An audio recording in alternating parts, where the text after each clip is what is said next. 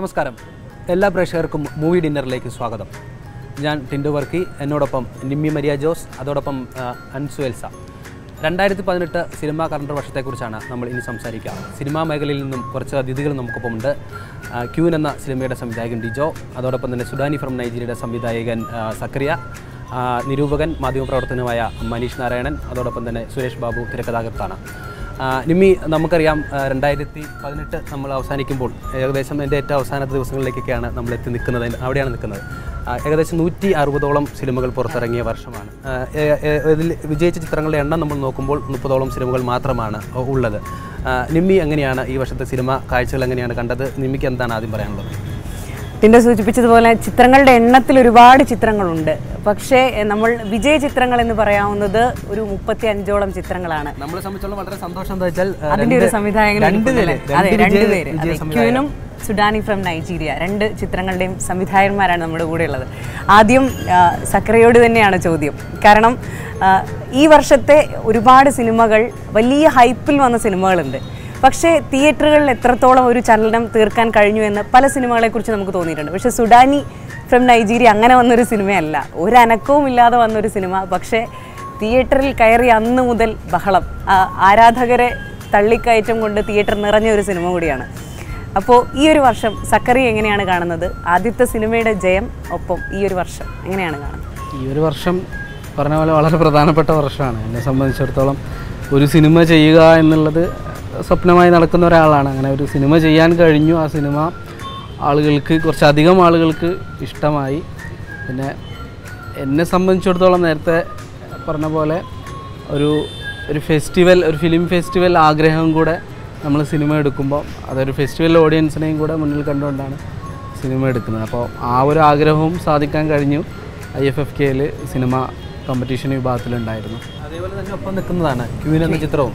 നമുക്ക് അതിന് ആദ്യ ട്രെയിലർ വരുമ്പോൾ ഉണ്ടായിട്ടുള്ള വലിയൊരു തുടക്കം ഉണ്ടായിരുന്നു.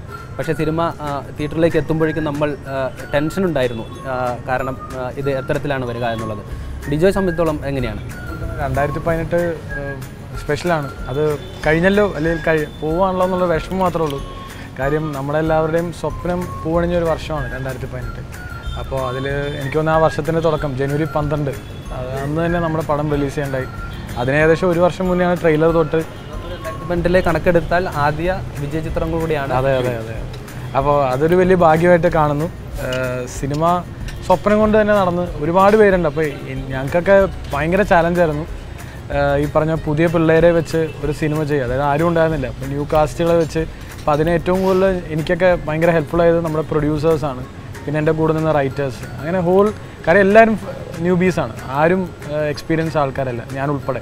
അപ്പോൾ പ്രൊഡ്യൂസേഴ്സിന് എന്തോ തോന്നി സിനിമ ചെയ്യാം, ശരി ആയിക്കോട്ടെ. അപ്പോൾ അതും എല്ലാവരുടെയും ഒരുമിച്ചുള്ള ഒരു വിജയമാണ്. പക്ഷെ അത് ദൈവാനുഗ്രഹം, നമ്മളത് എത്തിക്കാൻ പറ്റും. സുരേഷ് ബാബു സാർ നമ്മളൊപ്പമുണ്ട്. ഈ ഒരു വർഷത്തെ എങ്ങനെയാണ് നോക്കിക്കാണുന്നത്? ശരിക്കും ഈ ഒരു വർഷം നമ്മൾ സിനിമയെക്കുറിച്ച് പറയുന്നതിന് മുൻപ് ഒരു മലയാളിയുടെ ജീവിതം, അതായത് ഒരു നൂറ്റാണ്ടിനപ്പുറം സംഭവിക്കാവുന്ന എല്ലാ സാഹചര്യങ്ങളിലൂടെ കടന്നു പോവുകയും മലയാളിയുടെ യഥാർത്ഥ മുഖം നമ്മൾ തിരിച്ചറിയുകയും ഒക്കെ സംഭവിച്ചൊരു ഒരു കാലഘട്ടമാണ്. അപ്പോൾ ഇപ്പോൾ ശരിക്കും അതായത് നമ്മളിപ്പോൾ ഒരു പ്രളയത്തിൻ്റെ ഏറ്റവും സങ്കീർണമായ സാഹചര്യങ്ങളിലൂടെ നമ്മൾ പോകുന്നു. ആ സമയത്ത് മലയാളി എങ്ങനെയാണ് അതിനെ അതിജീവിച്ചതെന്നുള്ളൊരു വലിയ പാഠം നമുക്ക് കാട്ടിത്തരുന്നുണ്ട്. അതിൻ്റെ തൊട്ടടുത്ത ആ പ്രളയം അവസാനിച്ച് കഴിഞ്ഞ് തൊട്ടടുത്ത നിമിഷം എന്താണ് യഥാർത്ഥ മലയാളി എന്നുള്ളതും നമ്മൾ കാണുകയാണ്. അപ്പോൾ എനിക്കിവിടെ ഒരു ഓർമ്മ വരുന്നത്, അതായത് ഈ പ്രളയത്തിൽ ഭയങ്കര ആക്റ്റീവായിട്ട് പങ്കെടുത്ത ഒരു ലേഡി ഡോക്ടർ. ആ ഡോക്ടർ അവരൊരു പ്രളയത്തിൻ്റെ ഒരു സമയം മുതൽ ഒരു 2 ആഴ്ച 10-18 ദിവസം അവരുടെ ഒരു ഗ്രൂപ്പ് ഓഫ് ഡോക്ടേഴ്സ് ചേർന്നിട്ട് അവരുടെ ഫുൾ ടൈം ഫോൺ ഓൺ ചെയ്ത് വെച്ചിട്ട് ഉറക്കമില്ലാതെ ഇതിനു വേണ്ടി നിരന്തരം പ്രവർത്തിച്ചുകൊണ്ടിരിക്കുകയാണ്. പ്രളയം കഴിഞ്ഞ് ഒരു മാസം കഴിഞ്ഞപ്പോൾ ഇവരുടെ ഒരു ഫേസ്ബുക്ക് പോസ്റ്റ് വന്നു. അവർ പറയുന്ന കാര്യം, ഈ ഞങ്ങളുടെ കൂട്ടത്തിലുള്ള 5 ലേഡി ഡോക്ടേഴ്സ്, ഇതിൽ 4 പേര് അവരുടെ ഫോൺ നമ്പർ മാറ്റി. അതിൻ്റെ കാരണം, പ്രളയം കഴിഞ്ഞ് ഒരു മാസം കഴിയുമ്പോൾ രാത്രി 10-11 മണിയാകുമ്പോൾ, ഹായ് ചേച്ചി സുഖമാണോ, നിരന്തരം. അതായത് ഇതിനെ മറികടക്കാമെന്ന് അവർ പല വഴികളും നോക്കുന്നു. സൈബർ സെല്ലിൽ പരാതി കൊടുക്കുന്നു. അങ്ങനെയൊക്കെ പരാജയപ്പെട്ടിട്ട് അവർ സെൽ നമ്പർ മാറ്റുകയാണ്. അപ്പോൾ ഈ ഡോക്ടർ ചോദിക്കുന്നത്, ഞാൻ എന്തുകൊണ്ട് എൻ്റെ സെൽ നമ്പർ മാറ്റണം? അപ്പോൾ ഞാൻ പറഞ്ഞത് മലയാളി ഇപ്പം നമ്മളിപ്പോൾ സിനിമയെക്കുറിച്ച് സംസാരിക്കുമ്പോൾ സിനിമ എന്ന് പറയുന്നത് ജീവിതം അല്ലെങ്കിൽ ജീവിതത്തെ വ്യാഖ്യാനിക്കലാണെങ്കിൽ നമ്മുടെ ജീവിതം എന്താണെന്നും കൂടെ ഒന്ന് തിരിച്ചറിയണം. എന്താണ് യഥാർത്ഥ മലയാളി എന്നും കൂടി തിരിച്ചറിഞ്ഞിട്ട് നമ്മൾ സിനിമയെക്കുറിച്ച് സംസാരിക്കുമ്പോഴാണ് അത് പൂർണ്ണമാകുന്നത്, അല്ലെങ്കിൽ അത് പൂർണ്ണമാവില്ല. അപ്പോൾ അങ്ങനെ ചിന്തിക്കുമ്പോൾ എന്നെ സംബന്ധിച്ച് എനിക്ക് 2018 മുഴുവൻ സിനിമകളുടെയും എല്ലാ സിനിമകളും നമ്മൾ കണ്ടിട്ടില്ലെങ്കിൽ പോലും മുഴുവൻ സിനിമകളുടെയും കുറിച്ച് ആലോചിക്കുമ്പോൾ എൻ്റെ മനസ്സിൽ സുഡാനി ഫ്രം നൈജീരിയ എന്ന് പറയുന്ന സിനിമയാണ് തിളങ്ങി നിൽക്കുന്നത്. അത് സക്കറിയ ഇവിടെ ഉണ്ടെന്നുള്ളത് ഒരു ഭയങ്കര സന്തോഷമുള്ള കാര്യമാണ്. ജീവിതത്തെ നമ്മൾ ഇത്രയും സത്യസന്ധമായിട്ടും അല്ലെങ്കിൽ അതായത് മനുഷ്യൻ എന്ന് പറയുന്ന ഒരു സങ്കല്പത്തെ ഇത്ര മനോഹരമായി വ്യാഖ്യാനിച്ച് വളരെ ലളിതമായിട്ട് നമ്മളിപ്പം നമുക്ക് സമീപകാലത്ത് നമുക്ക് കാണാമെന്ന് വെച്ചാൽ നമ്മുടെ സിനിമയിലുള്ള ടെക്നിക്കലി ഭയങ്കരമായ ബ്രില്യൻസ് നമ്മുടെ എത്തുന്നു വെച്ച് കഴിഞ്ഞാൽ ഒരു സിനിമയിൽ നിന്ന് നാടകം എന്ന് പറയുന്ന സാധനം ഒഴിവായി പോയിട്ട് ഭയങ്കര ലൈവായിട്ട് എങ്ങനെ ജീവിതം തിരശ്ശീലയിലെത്തുന്നു എന്നൊക്കെ വളരെ സമർത്ഥമായിട്ട് നമ്മുടെ പുതിയ ഫിലിം മേക്കേഴ്സ് അത് കാണിച്ചുകൊണ്ടിരിക്കുന്നുണ്ട്. അപ്പോൾ അതിനൊക്കെ അപ്പുറത്ത് പക്ഷേങ്കിൽ നമ്മൾ എപ്പോഴെങ്കിലും ചിന്തിക്കും, പക്ഷേ ഇങ്ങനെയുള്ളൊരു വിപ്ലവം ഇതിൻ്റെ ഒരു ടെക്നിക്കൽ സൈഡിൽ സംഭവിക്കുമ്പോൾ പോലും പ്രമേയത്തിൻ്റെ കാര്യത്തിൽ ഒരു പക്ഷേ നമ്മൾ ഈ ഒരു 80കളിൽ അല്ലെങ്കിൽ പത്മരാജൻ്റെയൊക്കെ ഒരു സമയത്തെ പോലെ ഞെട്ടിക്കുന്ന പ്രമേയങ്ങൾ ഉണ്ടാവുന്നില്ല എന്നുള്ളത് നമുക്ക് പറയാം. അങ്ങനെ നിൽക്കുന്ന സമയത്താണ് സുഡാനി പോലൊരു സിനിമ നമുക്ക് തന്ന ഒരു സന്ദേശം വലുതാണ്. പക്ഷേ എല്ലാ വർഷവും നമ്മൾ ഈ കണക്കെടുക്കുമ്പോൾ നമ്മൾ കാണുന്നതാണ് ഇതിൻ്റെ ഒരു കണക്ക് ഒരു തരത്തിലും ചേരാതെയാണ്. നഷ്ടങ്ങളുടെ വലിയൊരു നിര നമുക്ക് പറയാനുണ്ട്. അത് വലിയ താരചിത്രങ്ങൾ തൊട്ട് ചെറിയ സിനിമകൾ വരെ ഇതിനിടയിൽ പെട്ടുപോയ സിനിമകൾ വരെയുണ്ട്. ഈ ഒരു വർഷത്തെ സിനിമാ കാഴ്ചയിൽ എന്താണ് തോന്നിയത്? മലയാള സിനിമയിലേക്ക് കടക്കുകയാണെങ്കിൽ നമുക്കറിയാം ഇവിടെ 160, നിങ്ങൾ നേരത്തെ പറഞ്ഞ 160, 150 കണക്ക് എന്ന് പറയുന്നത് സിനിമ തിയേറ്ററിലേക്ക് പ്രദർശനത്തിലെത്തിയ എല്ലാ സിനിമകളുടെയും എണ്ണം പരിഗണിച്ചാണ്. ആ സിനിമകളിൽ ഭൂരിപക്ഷവും പ്രദർശന വിജയം ആഗ്രഹിച്ചെത്തുന്നതാണോ അല്ലെങ്കിൽ മറ്റേതെങ്കിലും തരത്തിലൊരു സിനിമ പ്രൊഡ്യൂസ് ചെയ്യുക എന്നുള്ളതോ അല്ലെങ്കിൽ സംവിധാനം ചെയ്യുക അങ്ങനെ പല തലത്തിലുള്ള ആഗ്രഹത്തിൻ്റെ പേരിൽ എത്തുകയാണെന്ന് അറിയില്ല. അതിൽ ഒരു 50% സിനിമകളായിരിക്കും ഒരുപക്ഷെ തിയേറ്ററിൽ സക്സസിനെ ആഗ്രഹിച്ചിട്ട് അല്ലെങ്കിൽ ഈ പറയുന്ന പ്രാക്ടീസിങ് ഫിലിം മേക്കേഴ്സിൻ്റെ ഇവിടെ സിനിമാ മേഖലയുടെ പരിചയസമ്പന്നതയുടെ പേരിലോ അല്ലെങ്കിൽ സിനിമ എക്സ്പീരിയൻസ് ചെയ്യുന്നവരുടെ സിനിമകളായിട്ട് എത്തുന്ന അതിൽ നല്ലൊരു ശതമാനം സിനിമ വിജയിച്ചു എന്ന് തന്നെയാണ് തോന്നുന്നത്. മലയാള സിനിമയിൽ ഒരു ഇഞ്ചെങ്കിലും അല്ലെങ്കിൽ ഒരു ചുവടെങ്കിലും മുന്നോട്ട് നീങ്ങുന്ന തരത്തിൽ അല്ലെങ്കിൽ സമകാലിക ലോക സിനിമയുടെ സാധ്യതകളിലേക്ക് അത് തുറന്നു വയ്ക്കുന്ന വലിയ സങ്കല്പങ്ങളിലേക്ക് ഒരു ചൂടെങ്കിലും മുന്നോട്ടെത്താവുന്ന സിനിമ നമ്മളുടെ നാട്ടിൽ നിന്നുണ്ടാവുന്നു. അത് നമ്മളെപ്പോഴും ഈ ദേശീയ തലത്തിൽ ചിന്തിക്കുമ്പോഴും മലയാള സിനിമ ഇന്ത്യയിലെ തന്നെ മികച്ച സിനിമകൾ ഉണ്ടാക്കുന്നൊരു ഇടമായിരുന്നു. ആ ഇടം എന്നുള്ളതിൽ നിന്ന് എപ്പോഴും നമുക്ക് സംബന്ധിച്ചൊരു നഷ്ടം അതിനെ നികത്താവുന്ന തലത്തിലുണ്ടാകുന്നു. അങ്ങനെ ഓർക്കുമ്പോൾ എനിക്കിപ്പം ഞാൻ ഈ വർഷം ഇറങ്ങിയ ഇന്ത്യയിലെ പല ഭാഷാ സിനിമകൾ കാണുന്ന സമയത്തും എല്ലാ സിനിമകളൊന്നും കണ്ടിട്ടുണ്ടാവില്ല തിയേറ്ററിൽ ഇറങ്ങിയ, പക്ഷേ കണ്ട സിനിമകൾ വെച്ച് നോക്കുമ്പോൾ മികച്ച ഇന്ത്യൻ സിനിമകളിൽ ഒന്നായിട്ട് എടുത്തു പറയാവുന്ന സിനിമകൾ മലയാളത്തിൽ നിന്നുണ്ട്. അവിടെ സുഡാനി ഫ്രം നൈജീരിയ ഉണ്ട്, ഈമയോ ഉണ്ട്. സക്കറിയോട് തന്നെ ഞങ്ങൾ പല സംഭാഷണത്തിൽ പറഞ്ഞിട്ടുള്ളതാണ്. ഞാൻ ഈ വർഷം സുഡാനി ഫ്രം നൈജീരിയ കണ്ടിറങ്ങിയ സമയത്ത് തൊട്ട് പിന്നാലെ സക്കറിയെ വിളിച്ചിട്ട് സക്കറിയെ നേരിട്ട് കാണണമെന്ന് ആഗ്രഹമുണ്ട്, സക്കറിയെ ഒന്ന് ഹഗ് ചെയ്യണമെന്ന് ആഗ്രഹമുണ്ടെന്ന്. നമ്മൾ ഈ വർഷം ആദ്യമായിട്ടാണ് ഒരു ഫിലിം മേക്കറിനോട് അങ്ങനെ പറയുന്നത്. ഞാൻ 2 ദിവസത്തിനുള്ളിൽ മറ്റും ഞാൻ സക്കറിയെ നേരിട്ട് പോയി കാണുകയും ആ ഒരു ആഗ്രഹം സാധിക്കും. അതെന്ന് വെച്ചാൽ ആ സിനിമ തരുന്ന ഒരു അനുഭവ പരിസരം അത് നമുക്ക് എന്താ പറയുക, നമുക്ക് ക്ലാസിക് സിനിമകൾ ഉണ്ടാവണം അല്ലെങ്കിൽ ഇതൊരു ക്ലാസിക്കാണ് എന്നൊക്കെ നമുക്കൊരു സിനിമയെക്കുറിച്ച് നമ്മൾ പലപ്പോഴും പറയുന്നത് ആ സിനിമയും സംവിധായകനൊക്കെ ശേഷം ഒരു 10-20 വർഷം കഴിയണം. ആ സിനിമ സംഭവിക്കുന്ന സമയത്ത് ചിലപ്പോൾ അങ്ങനെ വിലയിരുത്താനോ അങ്ങനെ പ്രകീർത്തിക്കാനോ ഒന്നും തയ്യാറായിട്ടുണ്ടാവില്ല. അപ്പോൾ നമ്മുടെ ഈ ലോക സിനിമയുടെ ഒരു നിലവാരത്തിലേക്ക് മലയാള സിനിമ ഉയർത്തുന്നത് ഡിജിറ്റൽ ഫിലിം മേക്കിൻ്റെ ഷിഫ്റ്റും കൂടിയാണ് ഞാൻ പറയുന്നത്. അതായത് ഒരു 2011 ശേഷമുള്ള നമ്മുടെ സിനിമ എടുത്തു നോക്കിയാൽ തന്നെ മൗലികതയുടെ വലിയ അഭാവം ഉണ്ടായിരുന്നു. സിനിമയുടെ സ്റ്റൈലിൽ ലോക സിനിമയോട് കിടപിടിക്കുന്ന സിനിമ വരുന്നുണ്ട്, അല്ലെങ്കിൽ ഡിജിറ്റൽ ഫിലിം മേക്കിൻ്റെ ഒരു പരിചരണ രീതികളിൽ സിനിമാറ്റോഗ്രഫിയിലും അല്ലെങ്കിൽ ട്രീറ്റ്മെൻറ്റിലൊക്കെ മാറ്റമുണ്ട്. പക്ഷേ നമ്മൾക്ക് ഒരു തദ്ദേശീയമെന്ന് പറയാവുന്ന പ്രാദേശികത്വമുള്ള മലയാളത്തിൻ്റെ മണ്ണിൽ നിന്ന് കഥ പറയുന്ന അത്തരം സിനിമകളുടെ വരവ് കുറവായിരുന്നു. അവിടെയാണ് മഹേഷിൻ്റെ പ്രതികാരവും തൊണ്ടി മുതലും അതിനുശേഷം സുഡാനി ഫ്രം നൈജീരിയയും ഈമയോ ഉണ്ടാവുന്നത്. അതിൽ തന്നെ ഏറ്റവും ഗുണനിലവാരമുള്ള സിനിമകളുടെ പട്ടികയിലേക്ക് അല്ലെങ്കിൽ ഒരു ഇന്ത്യൻ സിനിമയിൽ നിന്ന് തന്നെ നമുക്ക് ലോകത്തിന് മുന്നിൽ പ്രതിഷ്ഠിക്കാവുന്ന സിനിമകളിലാണ് സുഡാനിയും ഈമയോയും തൊണ്ടി മുതലൊക്കെ ഉൾപ്പെടുന്നത്.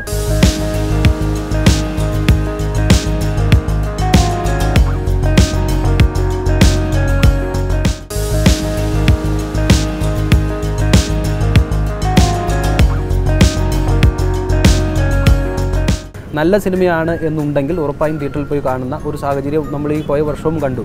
അതിൽ നമുക്ക് ഈ പറയുന്ന സുഡാനിനെ എന്ന് പറയുന്ന ചിത്രത്തിനെയാണെന്നുണ്ടെങ്കിൽ നമുക്ക് ഈ പറയുന്ന ശ്രേണിയിൽ നമ്മൾ ഉൾപ്പെടുത്തുകയോ ഇതിന് മുമ്പത്തെ ഒരു കാലഘട്ടത്തിലായിരുന്നെങ്കിൽ കുറച്ച് മുമ്പായിരുന്നെങ്കിൽ അങ്ങനെ പെട്ടുപോകേണ്ട ഒരു ചിത്രമാണ്. പക്ഷേ ആ സിനിമ കണ്ടു. അതുപോലെ ഞാൻ ഈമയു എന്ന് പറയുന്ന ചിത്രം പ്രേക്ഷകർ തിയേറ്ററിൽ പോയി കണ്ട് വിജയിപ്പിച്ച ചിത്രവും കൂടിയാണ്. ഈ ലോക ഫെസ്റ്റിവലുകളിലെല്ലാം പോയ സിനിമയാണ്. അല്ല, അതിപ്പോൾ കൃത്യമാണ് പറഞ്ഞത്. ഇപ്പം സക്കറിയ തന്നെ പറഞ്ഞു, സക്കറിയ സിനിമ എടുത്തത് ഒരു ഫെസ്റ്റിവൽ വിജയം കൂടി ആഗ്രഹിച്ചെടുത്ത സിനിമയാണെന്ന് പറഞ്ഞു. അപ്പോൾ നമുക്കറിയാം ഒരു കുറച്ച് മുൻപുള്ള കാലം വരെ ഇപ്പോൾ അങ്ങനെ ഒരു ആഗ്രഹം ഉണ്ടെങ്കിൽ അത് അങ്ങനെ നിൽക്കുകയുള്ളൂ. പക്ഷേ പ്രേക്ഷകൻ്റെ ഒരു ആസ്വാദന ശീലത്തിൽ മാറ്റം വന്നിട്ടുണ്ട്. അത് സ്വാഭാവികമായിട്ട് സംഭവിക്കുന്നതാണ്. അതൊരു പരിണാമമാണ് സംഭവിച്ചിരിക്കുന്നത്. അത് സംഭവിച്ചിട്ടുണ്ടെന്നുള്ളൊരു ഏറ്റവും വലിയ ഉദാഹരണമാണ് സുഡാനിയുടെ വിജയം.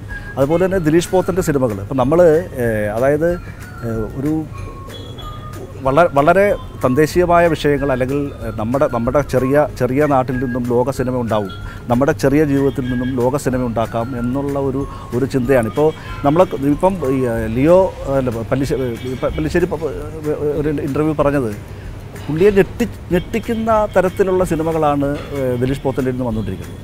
കാരണം അയാൾ ഒരു ലോകത്തെ ഏത് രാജ്യത്തും പ്രദർശിപ്പിച്ച് ഒരു ഞെട്ടലുണ്ടാക്കാവുന്ന സിനിമയ്ക്ക് വേണ്ടിയിട്ട് തല പുകഞ്ഞുകൊണ്ടിരിക്കുമ്പോൾ നമ്മുടെ ചെറിയ ജീവിതത്തിൽ നിന്ന് ലോക സിനിമ ഉണ്ടാവുന്നു എന്ന് പറയുന്ന ഒരു സൂക്ഷ്മത അത് പ്രേക്ഷകൻ സ്വീകരിക്കുന്നു എന്നുള്ളതാണ്. ഇപ്പം നമ്മളിപ്പോൾ ഈ ദിലീഷ് പോത്തൻ്റെ 2 സിനിമകളും അത് അക്കാഡമിക് ലെവലിൽ എന്ത് പുരസ്കാരങ്ങൾ നേടിയെന്ന് പറഞ്ഞാലും അതിനേക്കാട്ടിലപ്പുറത്ത് പ്രേക്ഷകൻ സ്വീകരിക്കുന്നു. വളരെ സാധാരണപ്പെട്ട ആൾക്കാർ അതിനെക്കുറിച്ച് ഇപ്പോഴും സംസാരിച്ചുകൊണ്ടിരിക്കുന്നു. ഒരു നല്ല സിനിമ പ്രേക്ഷകന് കൊടുക്കണമെന്ന് ആഗ്രഹിച്ച് വന്ന സിനിമകളൊക്കെ ഈ വർഷം തിയേറ്ററുകളിൽ നല്ല രീതിയിൽ ഓടിയിട്ടുണ്ട് എന്നുള്ളത് തന്നെയാണ്. അതോടൊപ്പം തന്നെ നമുക്ക് ആ സൂപ്പൂടം കഴിച്ചിട്ട് സംസാരിക്കാം. ഞാൻ ഇതിൽ 2 ആളുകളാണ് അപ്പുറം ഇരിക്കുന്നത്. ആ 2 സിനിമയ്ക്കും 2 സ്വഭാവമുണ്ട്. ഒരു സിനിമയ്ക്ക് നമ്മൾ ഇത്തിരി മുമ്പോട്ട് ബാക്കിലേക്ക് നിൽക്കുന്ന കൃത്യമായ ഈ രണ്ട് സിനിമകൾ വെച്ച് ചർച്ച ചെയ്താൽ കൃത്യമാണ്. ഈ ഒരു ഫോർമാറ്റ് ബ്രേക്കിങ്ങും സിനിമയ്ക്ക് ഗുണം ചെയ്യുമോ? എന്താ ഡിജോയ്ക്ക് തോന്നുന്നു? എനിക്ക് തോന്നുന്നത് ഡെഫിനറ്റ്ലി അത് സിനിമകൾക്ക് ഗുണം ചെയ്യും. പ്രത്യേകിച്ച് ഇപ്പോൾ ഞങ്ങളുടെ സ്ട്രാറ്റജി, ഐ മീൻ നമ്മുടെ സിനിമയുടെ സ്ട്രാറ്റജി എന്ന് പറഞ്ഞാൽ പുതിയ പിള്ളേരെ വെച്ചാണ് നമ്മൾ സിനിമ ചെയ്യുന്നത്. ഒരു സ്റ്റാറും ഇല്ല, ഒന്നുമില്ല. സിനിമ കാണാൻ വരുന്ന പ്രേക്ഷകർക്ക് അറിയാം സലീം കുമാർ ഒരു വലിയ ഫാക്ടറായിട്ട്, അത് നമ്മൾ സർപ്രൈസ് എലിമെൻ്റായിട്ടാണ് വെച്ചിരുന്നത്. പക്ഷേ സലീം കുമാറിനെ പ്രൊമോട്ട് ചെയ്തല്ല, നമ്മൾ പുതിയ പിള്ളേരെ പ്രൊമോട്ട് ചെയ്ത് എങ്ങനെ മലയാളത്തിലൊരു സിനിമയിലേക്ക് തിയേറ്ററിലേക്ക് ആളെ കൊണ്ടുവരാം, അതിനെന്തൊക്കെ വേണം എന്ന് പറഞ്ഞപ്പോഴാണ് ഇപ്പോൾ നമ്മൾ ഒരുപാട് ചർച്ച ചെയ്തപ്പോഴാണ് ഞങ്ങൾ എഞ്ചിനീയറിംഗ് ബാക്ക്ഗ്രൗണ്ടുള്ള, അപ്പോൾ ഒരു കോളേജ് വിഷയം എടുക്കുക, അതിന് എത്രത്തോളം ഒരു സീരിയസ് ആയിട്ട് നമുക്ക് സെക്കൻഡ് ഹാഫിലേക്ക് എത്തിക്കാം, അല്ലെങ്കിൽ ഫാമിലിയിലേക്കും കണക്ട് ചെയ്യാം. ഇങ്ങനെ ഈ പറഞ്ഞ എല്ലാ ചേരുവകളും, കാര്യം ആൾക്കാർ തിയേറ്ററിൽ ബോറടിക്കാൻ പാടില്ല. എങ്ങനെയെങ്കിലും ഈ സിനിമ കാണുക, കൈയടിപ്പിക്കാൻ കിട്ടുന്ന എല്ലാ എലിമെൻറ്റും മാക്സിമം യൂസ് ചെയ്യുക. ഇതൊക്കെയായിരുന്നു സിമ്പിളായിട്ട് പറയുന്നത് നമ്മുടെ ഫോർമാറ്റ്. പുതിയൊരാൾ വരുന്നു, അയാളിപ്പം ചിന്തിക്കുന്നത് ഈ പറയുന്ന സ്ഥിരം ഫോർമുലകളിലേക്കല്ല, പുതിയ വഴികളിലേക്ക് ചിന്തിക്കുന്നു. അതിന് ഇനിയും നമുക്ക് വരും വർഷത്തിലേക്ക് എത്തുമ്പോഴൊക്കെ ഈ പരീക്ഷണം തുടരും, പുതിയ വിപ്ലവം ഉണ്ടാകുമെന്ന് കാണുന്നത് വെച്ചാൽ ആസ്വാദനം ആപേക്ഷികമാണല്ലോ. ഇപ്പം എൻ്റെയും ടിൻഡോയും അല്ലെങ്കിൽ നിമ്മിയുടെ അല്ലെങ്കിൽ സുരേഷ് ചേട്ടനൊക്കെ നമ്മുടെ കൂട്ടത്തിലുള്ള ഓരോ ആൾക്കാർക്കും ഓരോ തരത്തിലുള്ള ആസ്വാദനമുണ്ട്. അപ്പം ഫിലിം ഇൻഡസ്ട്രി എന്ന് പറയുമ്പം അത്തരത്തിൽ വേഴ്സറ്റൈൽ ആവണം. എല്ലാ തരത്തിലുമുള്ള ആസ്വാദകനും ആസ്വദിക്കാവുന്ന തരത്തിലുള്ള സൃഷ്ടികൾ വരേണ്ടതുണ്ട്. ഇപ്പോൾ രോഹിത് ഷെട്ടി എന്ന് പറയുന്ന ഫിലിം മേക്കർ ആണ് എല്ലാ കാലത്തും ബോളിവുഡിൽ 100 crore റേസ് എന്ന് പറയുന്ന സിനിമ ഉണ്ടാക്കുന്നത്. അദ്ദേഹം ഷാറൂഖിൽ നിന്ന് സൽമാനിലേക്കോ അജയ് ദേവ്ഗണിലേക്കോ രൺവീർ സിംഗിലേക്കോ ഷിഫ്റ്റ് ചെയ്യപ്പെടുമ്പോഴും ഫോമുലാറ്റിക് ആയിട്ടുള്ള സിനിമയാണ് ഉണ്ടാകുന്നത്. അത് കൃത്യമായൊരു ചേരുവയുള്ള സിനിമ തന്നെയാണ് ഉണ്ടാകുന്നത്. അത് എൻഗേജിങ് ആയി, ഒരു ഫൺ റൈഡായി, ഒരു ആക്ഷൻ പാക്കഡായി, ഒരു ഫെസ്റ്റിവൽ മൂഡിൽ ഒരു ഫെസ്റ്റീവ് പടമായി കാണാവുന്ന ഒരു ഓഡിയൻസ് എത്തുന്നുണ്ട്. അല്ലെങ്കിൽ ഒരേ തരം സിനിമകൾ മാത്രമേ പാടുള്ളതല്ല. ഞാൻ മലയാളത്തിൽ പലപ്പോഴും എനിക്ക് കുറച്ചെങ്കിലും കുറവ് തോന്നുന്നത് ഇവിടെയുള്ള ജോണർ കുറവിനെ കുറിച്ചാണ്. ഇവിടെ കൂടുതൽ ത്രില്ലർ ഉണ്ടാവുന്നില്ല, അതായത് മുൻപത്തെ പോലെ ഇവിടെ ത്രില്ലറുകൾ കൂടുതൽ ഉണ്ടാവുന്നില്ല, അല്ലെങ്കിൽ പിന്നെ ആക്ഷൻ ഡ്രാമകൾ കുറവാണ്, അല്ലെങ്കിൽ അതൊക്കെ മറ്റു ഒരേ തരം. ഇപ്പം മലയാളത്തിൽ റിയലിസ്റ്റിക് സിനിമയിലുള്ളൊരു റെവല്യൂഷൻ ഉണ്ട്. ഇപ്പം മഹേഷ് ആണെങ്കിലും സുഡാനി ആണെങ്കിലും തൊണ്ടി മുതലും ഈമയും റിയലിസ്റ്റിക് സിനിമയാണ്. റിയലിസ്റ്റിക് സിനിമ മാത്രം പോരാ, ടൂ മച്ച് സിനിമാറ്റിക് ആയിട്ടുള്ള സിനിമകൾ വേണം, ഫാൻറ്റസി വേണം. 90-ലധികം പുതിയ സംവിധായകർ എത്തിയ വർഷം കൂടിയാണ് ഇവരടക്കം. അതിൽ നമ്മൾ എടുത്തു വെക്കുന്ന ആളുകളുടെ എണ്ണവും മുന്നോട്ട് പോകുന്ന ആളുകളുടെ എണ്ണവും കുറവാണ്. ഇതിൻ്റെ ഒരു സങ്കേതത്തിൻ്റെ ചിലവ് കുറയുകയും ഞാൻ പറഞ്ഞ ഡിജിറ്റലൈസേഷൻ ഇത് വന്നു. അപ്പോൾ ഇങ്ങനെ എല്ലാവർക്കും പരീക്ഷിക്കാൻ പറ്റുന്ന ഒരു മേഖലയായി ഇത് മാറുകയും ചെയ്തു. ആ ഒരു ചേഞ്ചിനെ സുരേഷ് സാർ എങ്ങനെയാണ് കാണുന്നത്? ഇതിങ്ങനത്തെ ഒരു മാറ്റം എപ്പോഴും നല്ലതായി തന്നെ വരും എന്ന് തന്നെയാണ്. തീർച്ചയായിട്ടും അത് വളരെ നല്ല മാറ്റം. ഇപ്പോൾ നമ്മളിപ്പോൾ ഒരു 160 സിനിമ ഉണ്ടായി, അതിൽ നമ്മളൊരു 10 പേരെ മാത്രമേ നമ്മൾ തിരിച്ചറിയുന്നുള്ളൂ. അത് വളരെ മെച്ചപ്പെട്ട ഒരു ലക്ഷണമായിട്ട് തന്നെ കാണണം. കാരണം ഈ സിനിമ എന്ന് പറയുന്നത് ഇപ്പം നമ്മളിപ്പോൾ ഒരു ഭയങ്കര അക്കാഡമിക്കായിട്ട് സിനിമയെക്കുറിച്ചുള്ള ഒരു അങ്ങനെയുള്ളൊരു സിനിമ പഠിച്ചിട്ട് വന്നിട്ട് സിനിമ എടുക്കുന്ന തരം ഒക്കെ വിട്ടിട്ട് നിരന്തരം സിനിമ കാണുന്ന ചെറുപ്പക്കാർക്ക് അവരുടെ മനസ്സിൽ സിനിമയെക്കുറിച്ചുള്ള സങ്കല്പങ്ങളുണ്ടാവുന്നുണ്ട്. അപ്പോൾ അതിനെ ഒരു മുൻവിധി ഇല്ലാതെ അതിനെ പകർത്താൻ ഇവർക്ക് പറ്റുകയാണ് ഇപ്പോൾ പുതിയ ടെക്നോളജി വരുമ്പോഴത്തേക്ക്. അപ്പോൾ അങ്ങനെ വരുമ്പോൾ സംഭവിക്കുന്ന ചില അത്ഭുതങ്ങൾ ആ കൂട്ടത്തിൽ സംഭവിക്കും. അപ്പോൾ നമ്മൾ ആ അത്ഭുതങ്ങൾക്ക് വേണ്ടി മാത്രം കാത്തിരുന്നാൽ മതി. അപ്പോൾ അതാണ്. അപ്പോൾ അത് കണക്കിനകത്ത് നമ്മൾ ആശങ്കപ്പെടേണ്ട കാര്യമില്ല. 160 സിനിമയിൽ നമുക്ക് 10 സിനിമയെ അങ്ങനെ വന്നുള്ളെങ്കിൽ അതിനകത്ത് നമ്മൾ ആശങ്കപ്പെടേണ്ട. പക്ഷേ ഇത് ഒരു വലിയ ലക്ഷണവും വലിയ തുടർച്ചയുമായിട്ട് മാറും എന്നുള്ളതാണ്. പിന്നെ ഈ പറഞ്ഞു വന്നപ്പോൾ ഇപ്പോൾ നമ്മുടെ ഈ ക്യൂൻ സിനിമയുടെ അതിനെക്കുറിച്ചൊന്നും പറയേണ്ടിയിരിക്കുന്നു. കാരണം ഒരു പുതിയ ഡയറക്ടർ വരുന്നു, അയാൾ മുഴുവൻ പുതിയ ആൾക്കാരെ വെച്ചിട്ട് ഒരു സിനിമ ചെയ്യുന്നു. ആ സിനിമ 2018 ഏറ്റവും പണം വാരി ചിത്രങ്ങളിൽ ഒന്നായിട്ട് മാറും എന്ന് പറയുമ്പോൾ അതിൻ്റെ പിന്നിലുള്ള ബിസിനസ്സിനെ സംബന്ധിച്ചുള്ളൊരു ബോധമുണ്ട്.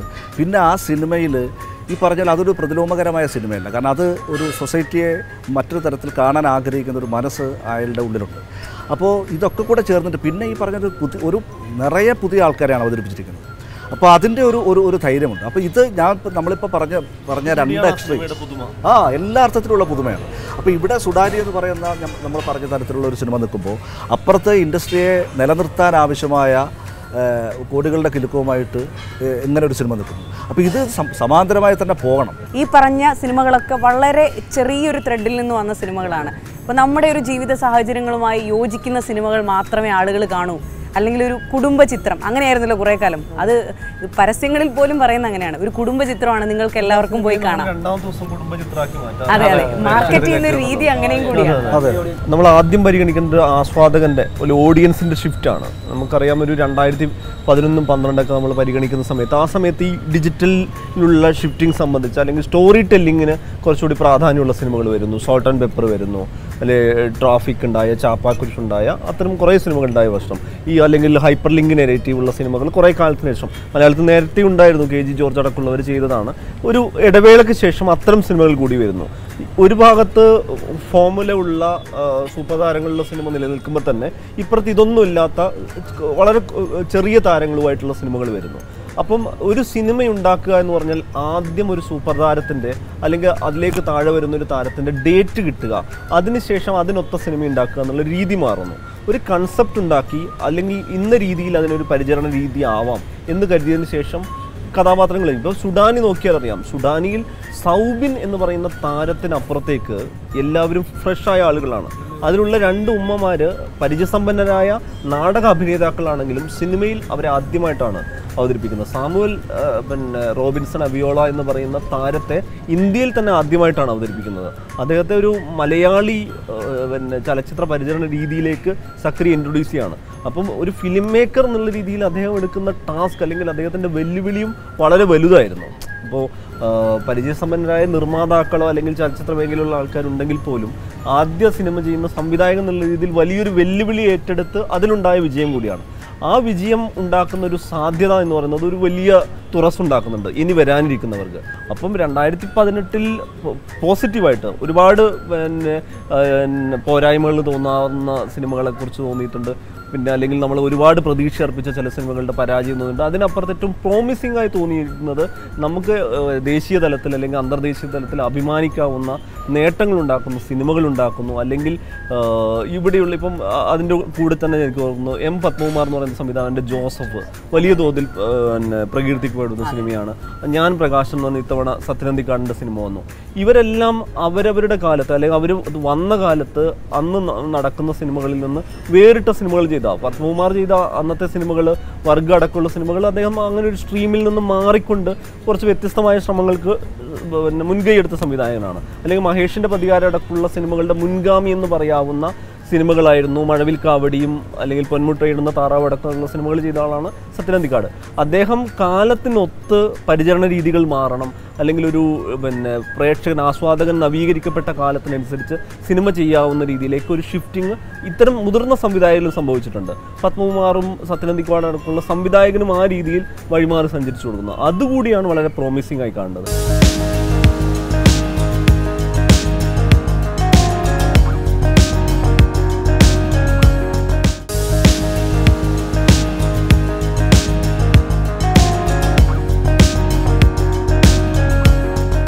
നടി ആക്രമിക്കപ്പെട്ട ഈ വിഷയത്തിലും അതേ തുടർന്നുണ്ടായ WCC ഉണ്ടായ ചർച്ചയിലും ആയിക്കോട്ടെ, ഈ മീറ്റു ക്യാമ്പയിൻ ആയിക്കോട്ടെ, ഇതിലെല്ലാം അമ്മ എടുക്കുന്ന നിലപാട് അതിനെ എങ്ങനെയാണ് നോക്കിക്കാണുന്നത്? അതിലിപ്പോൾ എന്ന് വെച്ച് കഴിഞ്ഞാൽ നമുക്ക് ഓരോ ടൈം ലൈൻ വെച്ച് നോക്കേണ്ട കാര്യം തന്നെ ഇല്ല. ആ സംഘടന തന്നെ അവരെടുത്ത നിലപാട് തെറ്റിയിട്ടുണ്ടെന്നും ആ സംഘടന എന്തായിരുന്നു അതിൻ്റെ ഉദ്ദേശ ലക്ഷ്യം, അതിൽ നിന്ന് മാറിയാണ് നീങ്ങിയതെന്നും, അല്ലെങ്കിൽ അതിലെ എല്ലാ അംഗങ്ങളും, അതൊരു തൊഴിൽ സംഘടന കൂടിയാണല്ലോ, എല്ലാ അംഗങ്ങളും. പക്ഷെ അത് ആ തിരുത്തലിന് എടുത്തൊരു സമയം കൂടി നമ്മൾ ആലോചിക്കണം. ഞാൻ ഇപ്പോഴും പറഞ്ഞു, ഞാൻ 2018 അവസാനത്തിലാണല്ലോ നമ്മൾ സംസാരിക്കുന്നത്. ആ സംഘടന അവസാന ഘട്ടത്തിലെടുത്ത തിരുത്തൽ, ആ തിരുത്തലിൽ തീർച്ചയായും പൊതുസമൂഹത്തിൻ്റെ ഇടപെടലുണ്ടാവും. WCC എന്ന് പറയുന്ന ഈ കാലഘട്ടത്തിന് ഏറ്റവും അനിവാര്യതയായ രീതിയിൽ ഉയർന്നു വന്ന, ഇപ്പോഴും അങ്ങനെ ഒരു മുദ്രാവാക്യം മുന്നോട്ട് വെക്കുന്ന ആ സംഘടനയുടെ ഇടപെടലുണ്ടാവാം, മാധ്യമങ്ങളുടെ ഉണ്ടാവാം, അങ്ങനെ വ്യക്തിപരമായി കൂടി ഇടപെട്ട ആളുകളുണ്ടാവാം. എന്നാൽ പോലും ആ സംഘടന എവിടെ ചെന്ന് തിരുത്തലുണ്ടായോ സ്വാഭാവികമായിട്ടും തിരുത്തുന്നത് തെറ്റുപറ്റിയെന്ന് ബോധ്യമുള്ള ഘട്ടത്തിലാണല്ലോ. അപ്പോൾ സ്വാഭാവികമായിട്ടും നമ്മളിനി പുതുതായിട്ട് പറയേണ്ട കാര്യമേ വരുന്നില്ല. എന്നുവെച്ചാൽ തെറ്റുപറ്റിയെന്ന് അവർക്ക് കൂടി ബോധ്യപ്പെടുന്ന ഘട്ടത്തിലാണല്ലോ ഇത് ഞങ്ങൾ ഈ പറഞ്ഞതാണ് തെറ്റ്, ഇതായിരുന്നില്ല ഇത്തരം ഒരു ഉദ്ദേശലക്ഷ്യമുള്ള സംഘടന ചെയ്യേണ്ടതെന്ന് മനസ്സിലാക്കി. അപ്പോൾ ഇനിയത്തെ കാലത്താണെങ്കിലും കാലഘട്ടത്തെ ഉൾക്കൊള്ളുന്ന രീതിയിൽ അല്ലെങ്കിൽ എല്ലാ മേഖലയിലുള്ള മാറ്റങ്ങൾ ഉൾക്കൊള്ളുന്ന രീതിയിൽ മുന്നോട്ട് പോയാൽ മാത്രമേ ഈ സംഘടനയെ പൊതുസമൂഹം വിശ്വസിക്കാനും ആ സംഘടനയ്ക്കൊപ്പം നിൽക്കാനും പോകുന്നുള്ളൂ. അല്ലെങ്കിൽ അപ്രസക്തമാവും. ആ അപ്രസക്തമാവുന്നതിനെ കുറിച്ചാണ് ഞാൻ പറഞ്ഞത്. നമ്മൾ ചിലപ്പോൾ നാളെ ഇത്തരത്തിൽ കാലഘട്ടത്തിന് അനുസരിച്ച് നീങ്ങുന്ന ചലച്ചിത്രകാരന്മാരെ കുറിച്ച് ചർച്ച ചെയ്യിച്ചില്ല, സംഘടനകളെക്കുറിച്ച് ചർച്ച ചെയ്യില്ല, സിനിമകളെക്കുറിച്ച് ചർച്ച ചെയ്യില്ല. അതുകൊണ്ടാണ് മാറ്റമുള്ള സിനിമകൾ എവിടെയാണെന്ന് നോക്കൂ, അല്ലെങ്കിൽ ദേശീയ തലത്തിലും അന്തർദേശീയത്തിലും നമ്മളുടെ ഇടത്തിൽ നിന്ന് മാറ്റമുണ്ടാക്കിയ സിനിമ എന്താണെന്ന് നോക്കൂ, അവർ മുന്നോട്ട് വെക്കുന്ന മുദ്രാവാക്യം എന്താണെന്ന് നോക്കൂ, അവരേത് പക്ഷത്താണെന്ന് നോക്കൂ. അത് നോക്കിക്കഴിഞ്ഞാൽ നമുക്ക് വ്യക്തമാണ് മാറ്റം ഏത് വഴിക്ക് വരുന്നു എന്നുള്ളത്. ഈ അമ്മയുടെ നിലപാടുകൾ, അവർ കടന്നുപോയ വലിയൊരു സങ്കീർണമായ സമയം, കാലഘട്ടം, ഒന്ന് പറയുന്നു വീണ്ടും തിരുത്തി പറയേണ്ടി വരുന്നു, പിന്നീട് അതിനകത്ത് പറയുന്നു. പക്ഷേ അതിലും ഇപ്പോഴും ആ നടപടിക്രമങ്ങളെ സംബന്ധിച്ചിടത്തോളം അതിനകത്ത് ഉണ്ടായ കാര്യങ്ങളെ സംബന്ധിച്ചോളം നമുക്ക് പൂർണ്ണമായിട്ട് നമുക്ക് പോലും ഇതുവരെ വ്യക്തതയില്ല. എന്താണ് സംഭവിച്ചതെന്ന് പോലും നമുക്ക് കൃത്യമായില്ല. അത്തരത്തിൽ അവർക്ക് കൊണ്ടുപോയി നടത്താൻ പറ്റുന്ന ഒരു സംഘടനയും കൂടിയാണത്. അമ്മയുടെ നിലപാടുകൾ തെറ്റുപറ്റി എന്നുള്ളത് വ്യക്തമാണ്.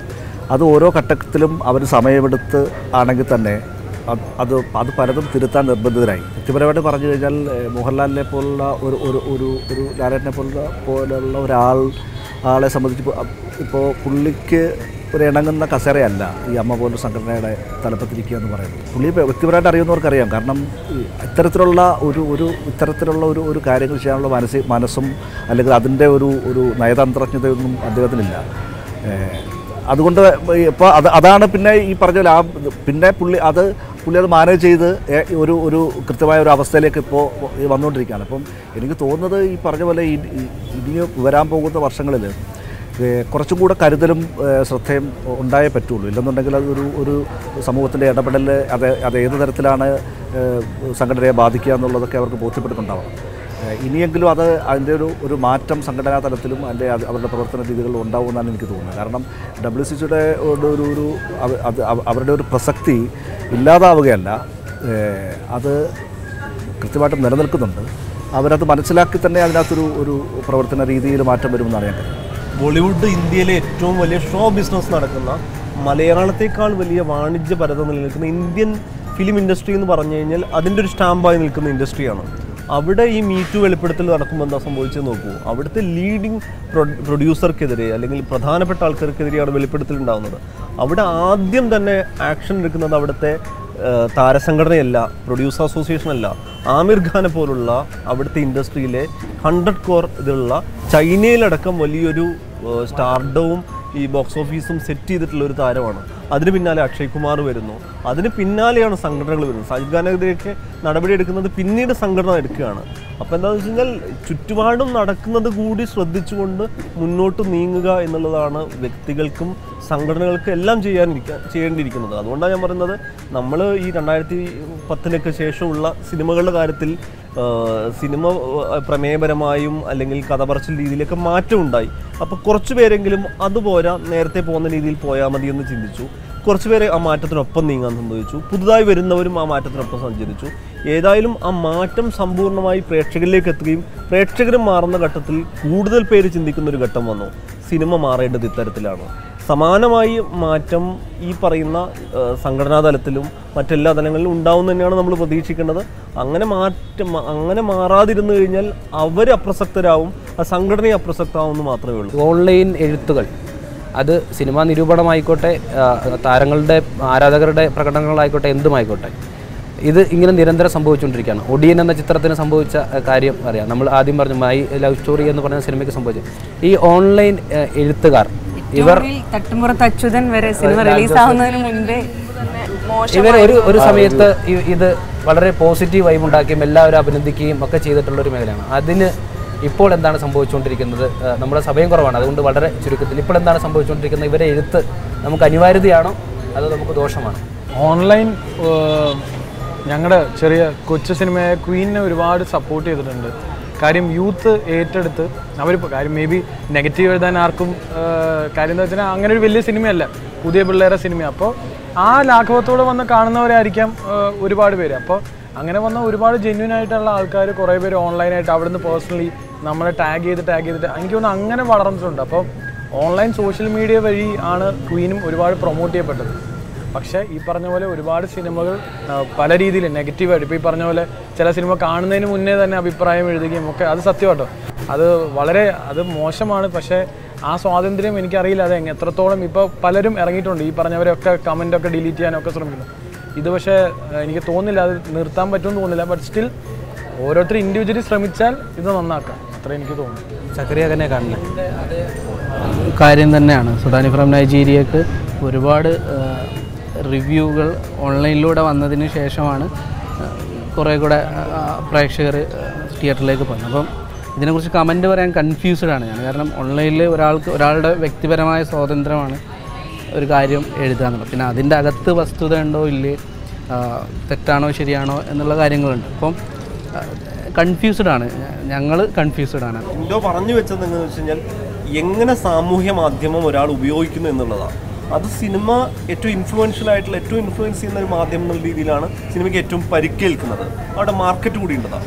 ഇത് രാഷ്ട്രീയ പാർട്ടികൾ, സിനിമ അഭിനേത്രിമാരുടെ ഫേസ്ബുക്ക് പേജ്, ഇങ്ങനെ അല്ലെങ്കിൽ പിന്നെ രാഷ്ട്രീയ നേതാക്കളുടെ പേജുകൾ, അക്കൗണ്ടുകൾ, കമൻറ്റ് ബോക്സ് പലതരത്തിലുണ്ട്. രണ്ട് തരം. അത് പ്രൊപ്പഗൻഡയായി വരുന്നതുണ്ട്, മാസ് അറ്റാക്ക് ഉണ്ട്, ഒരു മോബ് ലിഞ്ചിങ്ങിൻ്റെയൊക്കെ എന്താ പറയുക വെർച്വൽ ഏരിയ എന്നുള്ളത് തോന്നുന്നുണ്ട്, വർഗീയ സ്വഭാവത്തിലുണ്ട്, വിദ്വേഷ പ്രചരണമായിട്ടുണ്ട്, അങ്ങനെ പലതരത്തിലായിട്ടുണ്ട്. സിനിമയിൽ അത് സംഭവിക്കുന്നത് എന്താണെന്ന് വെച്ച് കഴിഞ്ഞാൽ സിനിമയിൽ സോഷ്യൽ മീഡിയയുടെ പങ്ക് വലിയ തോതിൽ ഉപയോഗിച്ചിട്ടുണ്ട്. നമുക്കറിയാം ഹോർഡിങ്സ് സിനിമയുടെ പിന്നെ പോസ്റ്റേഴ്സിൽ ഉപയോഗിക്കുന്നു. അങ്ങനെ എനിക്ക് ട്രെയിലർ പോലും ഇപ്പോൾ പ്രേക്ഷകരിലേക്ക് എത്തുന്നത് സോഷ്യൽ മീഡിയ ഉപയോഗിച്ചിട്ടാണ്. അപ്പോൾ സോഷ്യൽ മീഡിയയ്ക്ക് സിനിമയെ വളർത്താൻ, കൂടുതൽ പേരിൽ എത്തിക്കാൻ സാധ്യതയുണ്ട് എന്ന് മനസ്സിലാക്കുന്നത് പോലെ തന്നെ ഇതേ സോഷ്യൽ മീഡിയ ഉപയോഗിച്ച് തന്നെ ഈ സിനിമയെ വേണമെങ്കിൽ ആക്രമിക്കാൻ സാധിക്കും എന്ന് കരുതുന്ന ഒരു കൂട്ടം കൂടിയുണ്ട്. 2019 നമ്മൾ പ്രതീക്ഷ വെക്കുന്നത്. വളരെ കുറഞ്ഞ വാക്കിൽ ഇനി എന്താണ് മലയാള സിനിമയിൽ നിന്ന് പ്രതീക്ഷിക്കുക? നമ്മൾ പ്രതീക്ഷ ഉണ്ടാവണം എന്നുള്ളത് തന്നെയാണ് മലയാള സിനിമയ്ക്കും മലയാളിക്കും 2019 ഒരു നല്ല വർഷം ആവണം എന്ന് ആഗ്രഹിക്കുന്നുണ്ട്. കുറേ കൂടി നല്ല സിനിമകൾ ഉണ്ടാവും എന്നുള്ള തീർച്ചയായുള്ള പ്രതീക്ഷയുണ്ട്. അത്തരത്തിലുള്ള ചിന്തകളാണ് പൊതുവെ കേൾക്കുന്നത്.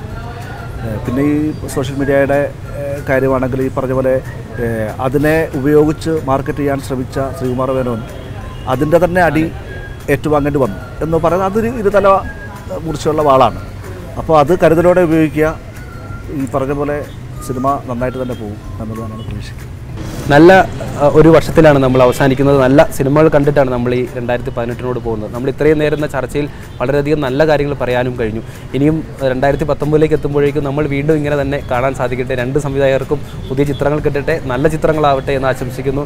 ഇവിടെ മനുഷ്യയെ സംബന്ധിച്ചോളം പുതിയ കുറേ കാര്യങ്ങൾ ചെയ്യുന്ന വർഷമാണ് 2019. അതേപോലെ തന്നെ സുരേഷ് ബാബു സാർ, എല്ലാവർക്കും പുതുവർഷത്തിൻ്റെ ആശംസകൾ ചേർന്ന് ഞങ്ങളോടൊപ്പം ചേർന്നതിന് വളരെയധികം നന്ദി.